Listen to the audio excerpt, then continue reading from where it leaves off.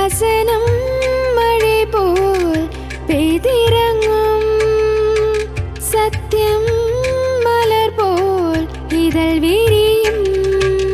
சத்தியம் சத்தியமே, சத்தியம் சத்தியமே, சத்தியம் சத்தியமே, சத்தியம் சத்தியமே.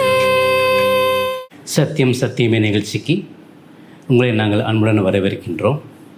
நம்முடைய இரட்சகரும் ஆண்டவரும் மீட்பெரும் இரட்சகருமாகிய இயேசு கிறிஸ்துவின் அதிபரிசுத்த நாமத்திலே உங்களுக்கு வாழ்த்துக்களையும் வணக்கத்தையும் தெரிவித்துக் கொள்கிறேன். இந்த நாளிலே மக்கள் சமாதானத்தை தேடி எங்கெங்கேயோ அலைகிறத பார்க்கிறோம். வீட்டில் பிரச்சனை, உள்நாட்டில் பிரச்சனை, மொழி பிரச்சனை, உணவு பிரச்சனை, குடும்பத்தில் பிரச்சனை, உடன் பிறந்தவர்கள பிரச்சனைன்னு சொல்லி பிரச்சனை மேலே பிரச்சனையாக நம்ம இருக்கக்கூடிய இந்த பூமியில் நம்ம வாழ்கிறத பார்க்குறோம். நமக்கு ஒரு சமாதானம் வந்துடாதா, ஒரு சமாதானமான வாழ்க்கை வந்துடாதா அப்படின்னு சொல்லி நம்ம அநேக முயற்சிகளை நம்ம செய்கிறோம். சமாதானத்தை தேடி மக்கள் எங்கெங்கே போகிறத பார்க்குறோம். வட இந்தியாவில் சண்டிகருக்கு பக்கத்தில் ஒரு அருமையான ஒரு இடம் ஒன்று இருக்குது. அந்த இடத்தின் பெயர் சுக்னா நல்லா. அந்த இடத்தின் பெயர். அந்த இடம் எந்த மாதிரியான சூழல் அமைஞ்சிருக்குன்னு கேட்டிங்க அப்படின்னா, அந்த இடம் இமயமலையிலிருந்து வரக்கூடிய நதி ஓடுகிற ஒரு இடம். அந்த நதி இமயமலையிலிருந்து உற்பத்தி ஆகக்கூடிய நதி. அங்கே அந்த அரசாங்கம் அங்கே ஒரு பூங்கா மாதிரி ஏற்படுத்தியிருக்கிறாங்க. அநேக வண்ண வண்ண பூக்கள், வண்ணத்து பூச்சிகள், அழகான செடி கொடிகள், மரங்கள்னு சொல்லிட்டு அந்த இடத்த அழகாக வச்சுருக்கிறாங்க. நீங்கள் அங்கே போனீங்கன்னாலே ரொம்ப ஒரு சமாதானமான ஒரு சூழல் அங்கே இருக்கிறத நம்ம அங்கே உணர முடியும். நமக்கு சமாதானம் தேடி நம்ம அங்கே தான் போகணுமா? நமக்கு சமாதானத்தை கொடுக்க யார் இருக்கா? இப்படி பிரச்சனையில் தான் நம்ம வாழ்ந்துட்டுருக்கிறோமான்னு சொல்லும்போது நமக்கு ஒரு ஆறுதலான ஒரு விஷயம், ஆண்டவரும் மீட்பரும் இரட்சகருமாக இயேசு கிறிஸ்து உங்களுக்கு சமாதானத்தை கொடுக்குறார். பைபிளில் ஒரு அருமையான வசனம் இருக்குது. யோவான் எழுதின சுவிசேஷ புஸ்தகம் 14ஆம் அதிகாரம் 27ஆவது வசனத்தில் ஒரு அருமையான ஒரு வசனத்தை வாசிக்கிறோம். சமாதானத்தை உங்களுக்கு வைத்து போகிறேன், என்னுடைய சமாதானத்தையே உங்களுக்கு கொடுக்கிறேன். உலகம் கொடுக்கிற பிரகாரம் நான் உங்களுக்கு கொடுக்கறதில்லை. உங்கள் இருதயம் கலங்காமலும் பயப்படாமலும் இருப்பதாக. இயேசு கிறிஸ்து நமக்கு சமாதானத்தை தருகிற ஆண்டவர், சமாதானத்தை கொடுக்கிற ஆண்டவர். சமாதானம் தேடி அலைகிற மக்களுக்கு வாழ்நாள் முழுவதும் சமாதானத்தை கொடுக்க வல்ல தேவனாக அவர் இருக்கிறார். உண்மையாகவே நம்ம அந்த இமயமலை அடிவாரத்துக்கோ அல்லது மக்கள் தேடுகிற பிரகாரமாகவோ நம்ம சமாதானத்தை தேடி அலைய வேண்டிய அவசியம் நமக்கு கிடையாது. ஆண்டவராக இயேசு கிறிஸ்து உங்களுக்கு சமாதானத்தை கொடுக்கிறார். அன்பான சகோதர சகோதரிகளே, உங்களுக்கு சமாதானம் வேண்டுமா? உங்களுக்கு சமாதானத்தை தேடி அலையிறீங்களா? சமாதானத்தை நமக்கு யார் கொடுப்பார்னு நினைக்கிறீங்களா? உங்களுக்கு சமாதானத்தை கொடுப்பதற்கு ஆண்டவர் இயேசு கிறிஸ்து ஆயத்தமாக இருக்கிறார். 2000 ஆண்டுகளுக்கு முன்பு ஒரு கன்னின் வயிற்றில் பிறந்து, பாவமே இல்லாமல் இந்த பூமியிலே பிறந்து 33 ஆண்டுகள் இந்த பூமியிலே வாழ்ந்த ஆண்டவராக இயேசு கிறிஸ்து உங்களுக்கு சமாதானத்தை கொடுக்க வல்ல தேவனாக இருக்கிறார். எவ்வளோ பிரச்சனைகள் நம்மளுடைய வாழ்க்கையில் ஒவ்வொரு நாளும் காலை எழுந்தவுடன் வேலை செய்கிற இடத்துல பிரச்சனைகள் இருக்கிறது, வீடுகளில் பிரச்சனைகள் இருக்கிறது. ஒரு சமாதானம் இல்லாத ஒரு சூழ்நிலையை போயிட்டு இருக்கிற நமக்கு ஆண்டவர் சொல்கிறாரு, சமாதானத்தையே உங்களுக்கு வைத்து போகிறேன், என்னுடைய சமாதானத்தை உங்களுக்கு கொடுக்குறேன். ஒரு வேளை சமாதானம் தரக்கூடிய இந்த உலகம் தரக்கூடிய சமாதானம் தற்காலிகமாக இருக்கலாம். அந்த நேரத்தில் நமக்கு சமாதானம் கொடுக்கும். சந்தோஷமாக இருக்கணும் அப்படின்னு என்ன பண்ணுறாங்க? ஓகே, ஒரு சினிமாவுக்கு போகலாம். சினிமாங்கிறது என்ன? ஒரு 3 மணி நேரம் அல்லது ஒரு 2.5 மணி நேரம், 3 மணி நேரம். அந்த நேரத்தில் மட்டும் நமக்கு முயற்சி கொடுக்கலாம். ஆனால் அது நிரந்தரமான சமாதானத்தை கொடுக்குமா அப்படிங்கிறதுலாம் கிடையாது. சரி, தூரமாக ஒரு ட்ராவல் போகலாம், ட்ராவலில் போயிட்டு வரலாம், போயிட்டு வந்தால் நமக்கு ஒரு சமாதானம் கிடைக்கும். அல்லது ஒரு பக்தி உள்ள ஸ்தலம், சமாதானம் தரக்கூடிய இடத்துக்கு போகலாம் அப்படின்னு சொல்லி நம்ம போகிறோம் அப்படின்னா அதுவுமே நமக்கு தற்காலிகமான ஒரு சமாதானத்தை ஒரு சந்தோஷத்தை தான் அது கொடுக்கும். ஆனால் இயேசு கிறிஸ்து சொல்கிறாரு, சமாதானத்தை உங்களுக்கு வைத்து போகிறேன், என்னுடைய சமாதானத்தை உங்களுக்கு கொடுக்கிறேன், உலகம் கொடுக்கிற பிரகாரம் நான் உங்களுக்கு கொடுக்கறது இல்லை. உலகம் கொடுக்குற சமாதானம் தான் நான் இப்போ சொன்ன விஷயங்கள் எல்லாம். அப்போது மனுஷன் சமாதானத்தை தேடி எங்கெங்கோ போகிற நேரத்தில் இயேசு கிறிஸ்து சொல்கிறாரு, நான் உங்களுக்கு சமாதானம் கொடுக்குறேன். இயேசு கிறிஸ்து யாருன்னு பார்க்கும் பொழுது அவர் இந்த வானத்தையும் பூமியையும் படைத்த சர்வ வல்லமையுள்ள ஆண்டவர், உங்களையும் என்னையும் உண்டாக்கின ஆண்டவர், உலகத்தின் பாவத்தை தன்மேல் சுமந்த தேவ ஆட்டுக்குட்டியானவர். அவர் மாம்சத்தில் வந்த தேவன். 100% மனுஷனாகவே இருந்தார், 100% அவர் ஆண்டவராக இருந்தார். அவர் வாழ்கிற காலத்தில் அநேக ஜனங்களை அவர் குணமாக்குறார்.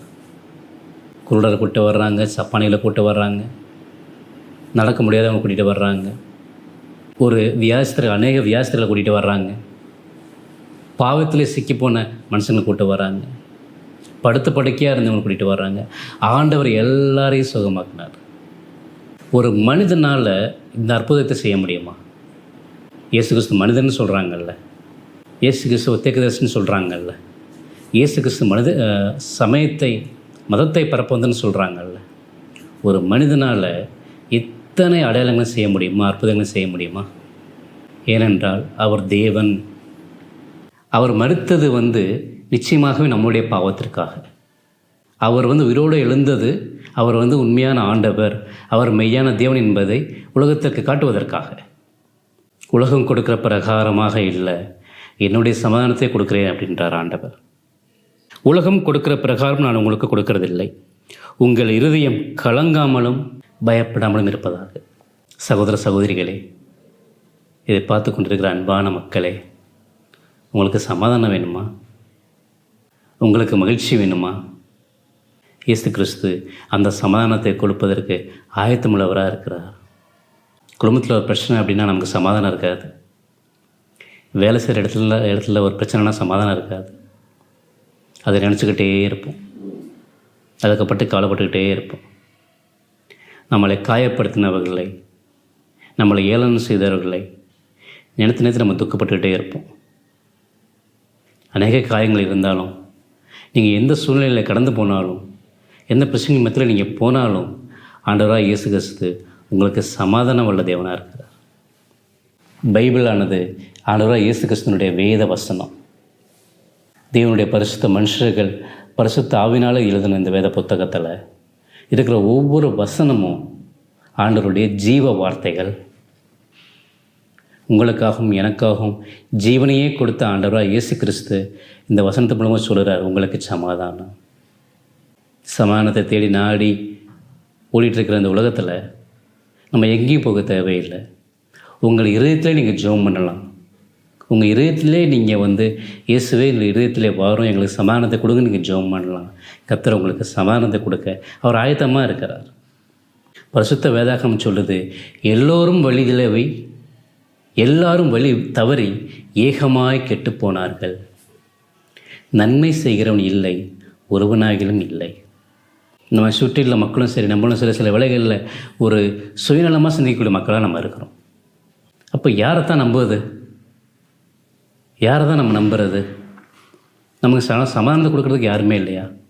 சிலர் குடைச்சல் அது என்ன நம்ம இப்படி குடைச்சல் கொடுத்துக்கிட்டே இருக்காங்களே, நமக்கு ஒரு நிம்மதி வராதா? நமக்கு ஒரு சந்தோஷம் வராதா? சமாதானம் வராதா? எங்கிட்ட இருக்க காலத்தில் இந்த சூழ்நிலையிலும் ஆண்டவர் உங்களுக்கு சமாதானம் கொடுக்க வல்லவர். என்னுடைய சமாதானத்தையே கொடுக்குறேன் அப்படின்றார். உங்களுக்கு சமாதானம் வேணுமா? ஆண்டவராக இயேசு கிறிஸ்து கொடுக்குற சமாதானம் அது ஜீவன் உள்ளது, அது நிரந்தரமானது. உலகம் கொடுக்குற பிரகாரம் இல்லை, என்னுடைய சமாதானத்தை கொடுக்குறேன் அப்படின்றார். அந்த சமாதானம் உங்களுக்கு வேணும் அப்படின்னா நீங்கள் செய்ய வேண்டியது ஒன்று தான், உங்களுடைய பாவத்தை விட்டு நீங்கள் மனம் திரும்பணும், பாவ அறிக்கை செய்யணும். வேதாகம் தெளிவாக சொல்லுது, நீதிமான் ஒருவனாகிலும் இல்லை, நன்மை செய்கிறவன் ஒருவனும் இல்லை. ஆண்டவர் ஒன்று தான் கேட்குறார், உன்னுடைய தவறான அந்த வழிகளை விட்டு, தவறான பாவ செய்கைகளை விட்டு நீ மனம் திரும்பு. அப்படி மனம் திரும்புன்னு இயேசு கிறிஸ்து நீங்கள் வரும் பொழுது ஆண்டவர் கொடுக்குற இந்த சமாதானம், இந்த ரட்சிப்பு உங்களுக்கு கிடைக்கும்.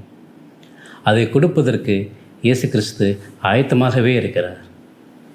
ஐக்கிய நாடுகள்லாம் போர் சண்டை போடக்கூடாது அப்படின்னு சொல்லி தான் அவங்க நாடுகளை இணைச்சிட்ருக்குறாங்க. ஆனால் அந்த போர் ஒப்பந்தத்தையும் மீறி என்ன பண்ணுறாங்க? சண்டை போட்டுக்கிறாங்க. நீங்கள் என்ன எங்களை சொல்கிறது? நாங்கள் எங்களை பாதுகாப்பிற்கு அதை நாங்கள் செய்கிறோம் அப்படின்னு சொல்லி நீங்கள் நினச்சி பாருங்கள். ஒருவேளை நம்ம அந்த தேசத்தில் இருந்தோம் அப்படின்னா எப்போது நம்ம உயிர் போயிருமோ அப்படின்ற ஒரு கவலையான சூழலில் நம்ம போய்கிட்டு இருக்கிறோம். அந்த போர் நடக்கிற நாட்டில் நம்ம இருந்தோம் அப்படின்னா எப்போது குண்டு போடுவாங்களோ, எப்போது வெடிக்குமோன்ற ஒரு கவலையை நம்ம ஆட்கொண்டுகிட்டே இருக்கும். சமாதானத்துக்காக ஏங்குகிற நாடு இருக்குது, சமாதானத்திற்காக ஏங்குகிற குடும்பங்கள் இருக்குது, சமாதானத்திற்காக ஏங்குகிற அநேக தனிப்பட்ட நபர்கள் இருக்கிறாங்க. இதை கேட்டுக்கொண்டிருக்கிற சகோதர சகோதரிகளே, நம்முடைய ஆண்டவராக இயேசு கிறிஸ்து, நம்ம எல்லாம் படைத்த ஆண்டவர் உலகத்திலே மாம்சத்தில் வெளிப்பட்டார், மனிதனாகவே பிறந்தார். இந்த பூமியிலே அவர் இருக்கிற பொழுது பாவத்தை குறித்தும் நீதியை குறித்தும் சமாதானத்தை குறித்தும் அங்கே சொல்லிடுற நம்ம பார்க்குறோம். ஏசாயா தீர்க்கதரிசியின் புத்தகத்தில் அவர் சொல்கிறாரு, என்னுடைய சமாதானத்தை நான் ஒரு நதியைப் போல பாய்ச்ச செய்வேன் அப்படின்றார். நதியைப் போல். நதிக்கு ஒரு நீர் போய்கிட்டே இருக்கும். அதுக்கு ஒரு எல்லையே கிடையாது. ஒரு இடத்துல போய் மட்டும் இன்னொரு இடத்துக்கு அது போய்கிட்டே இருக்கும். அந்த சமாதானத்தை அவர் நதியைப் போல உங்கள் இதயத்திலே ஊட்டவுள்ள தேவனாக இருக்கிறார். சமாதானத்தின் கர்த்தர்தாமே உங்களை ஆசீர்வதிப்பாராக. சமாதானத்தின் தேவன் உங்களுக்கு இரட்சிப்பை நல்குவாராக. சமாதானத்தின் தேவன் உங்களுக்கு சமாதானத்தை முழு இதயத்தோடு கொடுத்து சமாதானத்தை இன்றெடுக்கும் கொடுப்பாராக. இயேசு கிறிஸ்து நாம மாத்திரம் மகிமைப்படுவதாக. ஆமென். சத்யம் சத்யமே, சத்யம் சத்யமே.